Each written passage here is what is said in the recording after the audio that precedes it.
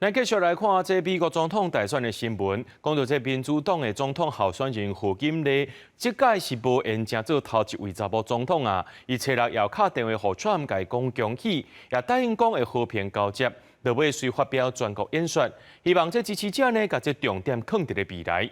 讲到这届这选举，这民主党是输去，所以也无人来换头，要安怎东山再起，这也是一个大挑战。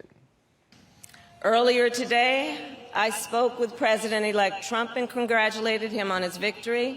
I also told him that we will help him and his team with their transition, and that we will engage in a peaceful transfer of power. 贺锦丽选后带着招牌笑容头一摆出现，伫母校霍华德大学发表演说，承认失败，搁承诺和平交接，强调接受选举结果是民主的根本原则。现任总统拜登甲前总统奥巴马翁仔某也各自发表书面声明，传达同款的民主和平理念。贺锦丽也鼓励少年支持者唔通绝望，必须成为继续为女权、反对枪击暴力、加所有人的尊严来奋斗。现场支持者拢显出失望。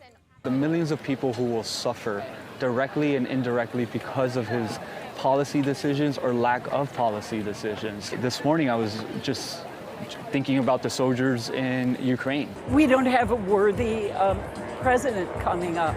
It's crushing. I honestly don't recognize my country.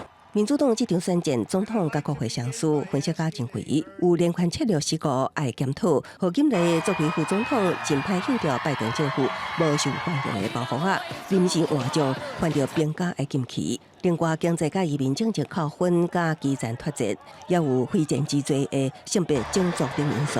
即马正伫川普2.0时代，民主党煞无明确的领袖人物甲营养计划，连即摆安怎输的拢无袂清楚。党内人士讲，也阁有真侪反省的空间。The Republicans did well in places that we as Democrats never expect them to do well in urban areas.